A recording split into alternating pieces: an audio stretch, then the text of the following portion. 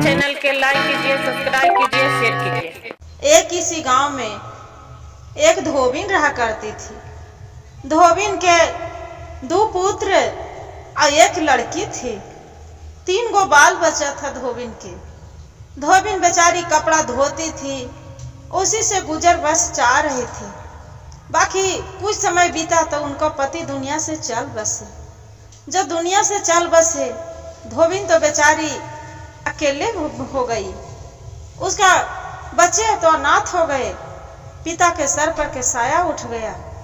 माँ बेचारी कोई किसी के यहाँ जाए तो कपड़ा लता मांगे धोने के लिए, बाकी कोई नहीं धोने देती थी, कोई नहीं देती थी। बोलती थी कि तू क्या करेगी। जानते हैं गुरु बहन, जो समय पड़ता है तो कोई नहीं साथ देते हैं, समय सही रहता है तो सबको साथ देते हैं। वही बेचारी की कहानी था धोबिन के। तब बेचारी कपड़ा धोती थी, गुजर बस कर रही थी। जब कैसू करते करते मांगती थी तो एक दिन के बात हुआ कि धोबिन के सभी घर जा जा के पूछ रहे कि बहन कपड़ा है तो दे दो दीदी, मैं धो के ला के दे दूंगी, जो 2 रुपया 4 रुपया दे दीजिएगा। बोले कि ठीक है, जो आप बोल ही रही हैं तो बाकी एक काम करूंगी, जो खाना पीना रहेगा वही देंगे, मेरे कपड़ा आपको बाकी रोज धोना पड़ेगा, एक दिन नहीं। बेचारी बोले कि ठीक है। धोबिन के जाके रोज कपड़ा उसका झाड़ू पोछा भी कर देती थी, कपड़ा लाता रोज नितम दिन धो देती थी। अब धोती थी बेचारी, और ओकर वजह से किसी को कपड़ा भी नहीं लेती थी।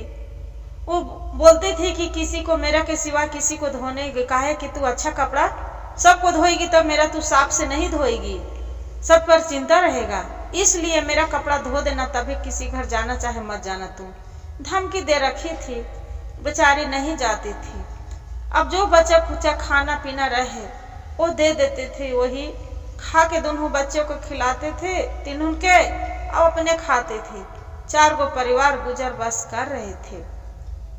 करते करते गुरु बहन देखा उनका कोई समय बीता है तो जितिया के त्योहार आवा है। जब जितिया के त्योहार आवा है तो धोबिन काम करे जा है, तो बेचारी तो रोज बाल बच्चा तो बासी तिवासी कितना खाएगी गुरु बहन, कोई के भी है उब जाते हैं। उसका बच्चे बोल रहे कि माँ एक काम करिएगा ना माँ, से आज आंटी के बोलिएगा कि कुछो दे दें, जे आज हमरा बासी खाना खाने के नहीं, और जितिया बाबा के तू बासी खियाएगी माँ, जे बासी से तो पूजा नहीं करा जाता है, और तू बासी खाना नहीं खाया जाता है तो तू कैसे बासी खाना खाएगी।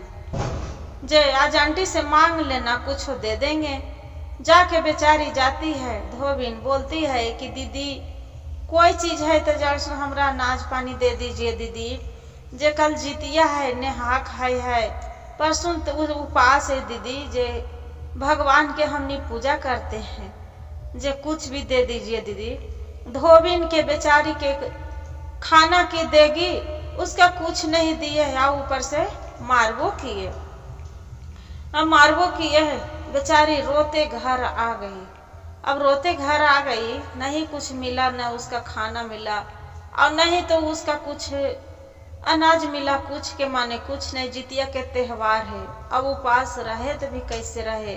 भगवान के ध्यान लगाए है कि ये भोलेनाथ या जितिया बाबा, मेरा कैसन संकट है कि मेरा 3 गो बाल बच्चा या जितिया के परब ऐसा बड़ी भारी हुआ है कि कहा है कि आदमी की जितिया परब में सब दिन आदमी कुछ खा है तो कहा है कि कम खाना, बाकी आज जितिया का त्योहार है कि कहा है कि खूब खाना। आज हमारा ऐसा है बाल बच्चा के कि भूखल पियासल मछली के तरह तड़प रहल है। हे भगवान का करी जितिया बाबा, ऐसी मनो कर रहल है। अब ऐसी रोते रोते बेचारी आ रहल है। जब आ रहल है तो वहां पर ही देखा बाबा गुरु बहन जितिया बाबा के दया, तो आ रहल है तो देखा है कि वहां पर एक तालाब है। जो तालाब है तो तालाबा में मछलियां छटपट छटपट पूरा कूद रहे, बड़े बड़े कूद रहे है। तो जैसे एक मन कर है एकरा धोबिन के कि मछली आज अच्छा जितिया के कहा है कि नहा खाई के मछली खा है, जितिया के पारन कर है, जब हम काहे न मछलिए हम पकड़ लेवे। अब यही मछली खा के अब हम उपास रह जबे, अब का करबे।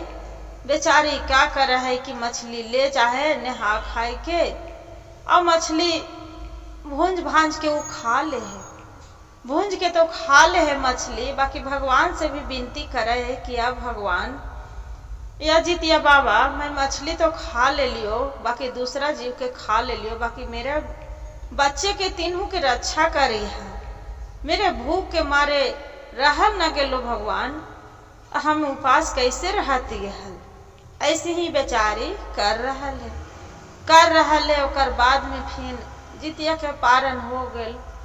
तुम कुछो मिला है तो का करे है कि गुरु बहन जो नुनीमा साग होवा है, वही के साग के लाके आ केकरो घर ऐसी खीरा के एगो बीचा रोप देला खल घेवारी में, तो खीरा फर जा है तो उसका खीरा के बीचा के भी पारन दोनों के कर लेला के। और जो दूध के जगह पर वो पानी से अपन खा लेला, गोड़ लग के भगवान के धूप धुवन करके खा लेला। का कहा है कि या जितिया बाबा मेरा भी संकट दूर करिएगा कि मेरा हम भी भरपूर अनाज खाएं और आपको खिलाएं, अब हम भी बच्चे से जीवन खुशी खुशी रहें। ऐसी बेचारी कर रहा है, भगवान के विनती कर रहा है। गुरु बहन जब विनती कर रहा है तो देखा भगवान कैसे समय पलट देते हैं। फिर वहां से भगवान के पारन उरन कर लेला। फिर किसी की यहाँ बोल का है कि एगो दिन तो जो समय कट गया, बाल बच्चा के कैसे भूखे दिन भर रखा से जा ही किसी के यहाँ काम धंधा खोजे। गुरु बहन चल गए लेकर कोई खेती किसानी वाला जो करा हल कोड़ने निकौनी के साग सब्जी तोड़े वाले के, तो जाके पूछा है कि भैया मेरा कोई सब्जी उब्जी तोड़ने के लिए चाहे कोड़ने निकालने के मिलता है तो काम दे दो भैया, जब मेरे कुछ दिन भर करूंगी तब बच्चे को खिला पिलाऊंगी, मेरे बच्चे भूख के मारे तड़प रहल नहीं जा रहा है भैया, मेरे बच्चे के बहुत रो रहे हैं। तो कोई भी बोलते हैं कि नहीं नहीं मेरा मजूरा लगा है, कोई बोलते हैं कुछ। तब एगो वहाँ पर एक मैयारू रहते हैं, देखिए माँ जितिया बाबा के दया माता के एगो कोई मैयारू लेडीज रहती है औरत, तब बोलती है कि अजी क्या करिएगा जी, मेरे घर में भी बच्चे हैं, अपनी बच्चे पर मेरा याद आ रहा है, जैसी रख लीजिए।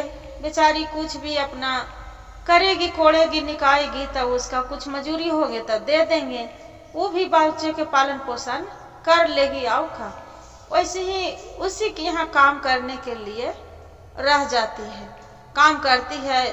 बेचारी के मौका मिलते थे तो उसका घर झाड़ू पोछा भी कर देती थी, कपड़ा लता भी धो देती थी, सारे काम वैसी करती है। बाकी करती है, करते करते करते करते बेटा उसका दोनों सियान हो जाता है, बेटी भी सियान हो जाती है। जो सियान हो जाती है तो बेटी के तो ससुराल चली जाती है, बेटी बड़ी खूबसूरत रहती है, बेटी ससुराल चली जाती है। बहुत एक वहां से एक राजा रहते हैं, वहाँ जो राजा रहते हैं तो वहाँ सब घर घर के खबर लेते थे कि किसका घर में कौन भूखा है, किसका घर खाया है, कौन नहीं खाया है, कौन आराम से कर रहा है, कोई नहीं आराम कर रहा है। बहुत राजा के मंत्री के भेज के और खबर सबसे लेते रहता था। जब लेते रहता था तो राजा देख रहे हैं आधी रात में आप चल रहे हैं, तो वहां पर ही धोबिन के बेटी बाहर दुआरी पर बैठी है। जो दुआरी पर बैठी है तो राजा पूछ रहे हैं कि अच्छा ये तो बताइए, सब कोई रात में आराम करते हैं, अब आप क्यों यहाँ पर ही बैठी हैं, जे बताइए क्यों बैठे हैं। तो बोलते हैं कि क्या कहें राजा साहेब, मैं तो सब तो आराम करते हैं घर में, बाकी हम अभागन कौन सा आराम करेंगे। मेरा तो देखते हैं कि नहीं खाने के ठिकाना है, नहीं पीने के ठिकाना है, नहीं नींद के ठिकाना है, कि न बिस्तर के ठिकाना है कि कहाँ हम सोएंगे, कहाँ बैठेंगे और कहाँ क्या खिलाएंगे बच्चे के। राजा साहब के वो लड़की पर नजर पड़ जाता है। जो पड़ जाता है तो इतने में बोलते हैं कि आपका जो आपको जो अच्छा लगे तो एक बात बोले। तो बोलते हैं क्या राजा साहब बोलिए, ताकि अपना लड़की से मेरा शादी कर दीजिए, आपको कोई कमी नहीं रहेगा। वो बेचारी धोबिन बोलती है कि राजा साहब आप कहाँ राजा, हम कहाँ जात के धोबिन, हम कैसे शादी कर सकते हैं, बताइए, ये शादी तो नामुमकिन है। आप कैसे करिएगा, आपको जात समझ निकाल देगा, आप कैसे करिएगा। जे देखा गुरु बहन जितिया बाबा के दया। बोलता है राजा साहब कि उस जात समाज से क्या लेना देना है, मेरे पास में रुपया पैसा है, मैं किसी से लेना देना नहीं है हमको, जितना होगा आपको लड़की है ऐसा आराम करेगी, जो किसी से हमको कोई लेना देना है। मेरा आपको लड़की मेरा नजर में गड़ गया दिल में, हम शादी करेंगे तो करेंगे। जो शादी विवाह उसका हो गया, जो शादी विवाह हो गया। बाकी देखा गुरु बहन तू बड़ा वाला लड़का के पढ़ा लिखा के बेचारी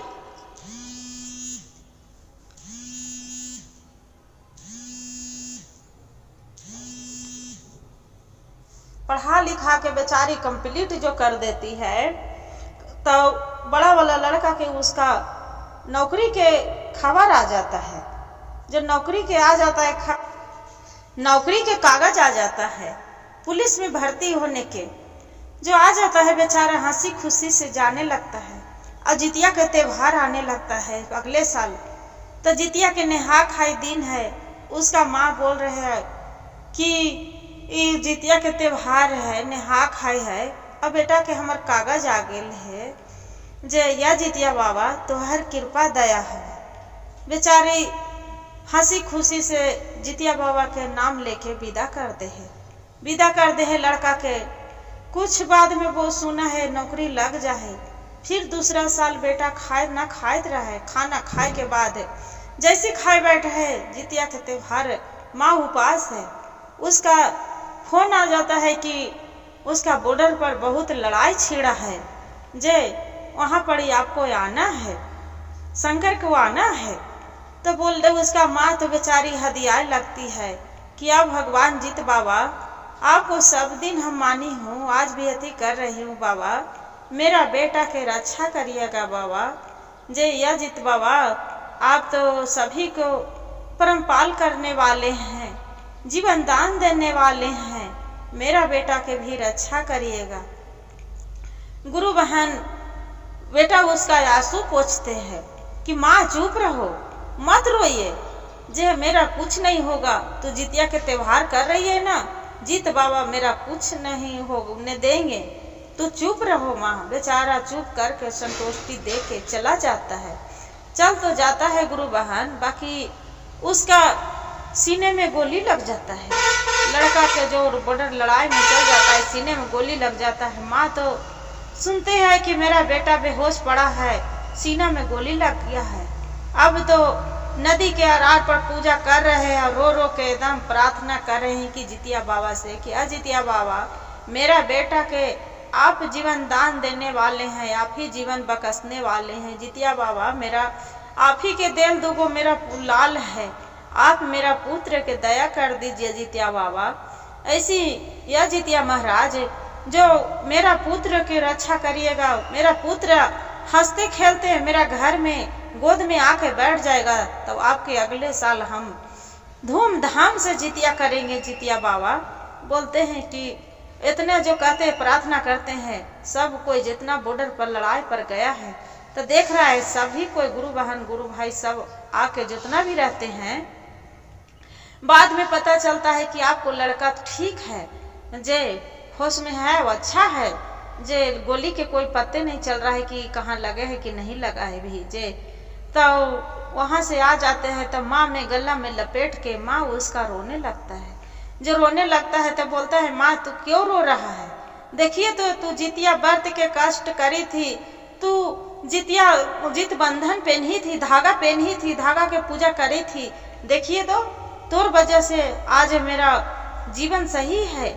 जे माँ तू जितिया व्रत करना न छोड़ना।